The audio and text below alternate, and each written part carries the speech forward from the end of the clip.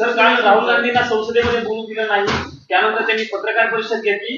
आता सभागृहात नाही तर बाहेर बोलणार असं ते म्हणाले. आणि अमित शहा हे जबाबदार आहेत गोळीबार प्रकरणी, सगळे त्यांनी निर्देश दिले. लेकिन अमित शाह है कहा? अमित शाह आहेत कुठे? देशाच्या गृहमंत्र्यांना शोधावं लागते, जनतेला, खासदारांना. एक सिनेमा आया था बीच में, लापता लेडीज. मैं सोच रहा हूं मैं एक फिल्म बनाऊं, लापता गृहमंत्री. लापता गृहमंत्री. जिंदगी भर 10 साल से दिल्ली में है अमित शाह जी. हर बात पर बोलते रहे, हर बात पर अपना अस्तित्व दिखाते रहे, धमकियां देते रहे लोगों को. ईडी सीबीआई की माध्यम से. लेकिन इतना बड़ा कांड जंतर मंतर पर हुआ है आपके नाम पर. Leader of opposition Rahul Gandhi Lok Sabha में खड़े होकर आपके ऊपर कुछ बोल रहे हैं और आप लापता है. तो ये लापता होने का राज क्या है? जंतर मंतर पर जो पैलेट गन चली है उसका पूरा हिसाब किताब, त्याचा संपूर्ण हिशोब संसद मार्ग पोलीस ठाण्यातल्या जनरल डायरीमध्ये आलेला आहे. संसद मार्ग पोलीस स्टेशनची जी जनरल डायरी आहे त्याच्यामध्ये पॅलेट गन चालवल्याचा आदेश ज्या डीसीपीने दिला ते त्याच्यामध्ये नोंद झाली.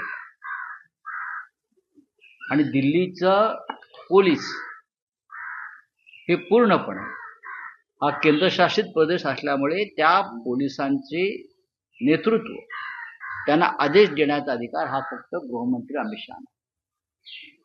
त्याच्यामुळे जंतर मंतरला झालेला हल्ला, विद्यार्थ्यांवर टिअर गॅस, लाठी हल्ला, पॅलेट गन, हा अमित शहा यांच्या आदेशाने झाला. आणि राहुल गांधींनी जो त्यांचा राजीनामा मागितलेला आहे तो राजीनामा मागणं ही देशाची भावना. खरं म्हणजे पुलवामा आणि पहलगाव हल्ल्यानंतरच अमित शहाना पदावरून दूर करायला पाहिजे. पुलवामा आणि पहलगाव हल्ला ज्या प्रकारे झाला ही जबाबदारी पूर्णपणे अमित शहाची होती. पण त्यात त्यांना वाचवण्यात आलं. राष्ट्रीय सुरक्षेचा मामला आहे, सैन्याचा विषय म्हणून विरोधी पक्षाने फार तो विषय ताणून धरला नाही. पण आता या सगळ्या पापांचं फळ हे अमित शहाच्या पदरात टाकावंच लागेल. जालियनवाला बाग हत्याकांडामध्ये आम्ही एक जनरल डायर पाहिला होता. जंतर मंतरला आम्ही जनरल कायर बघितला.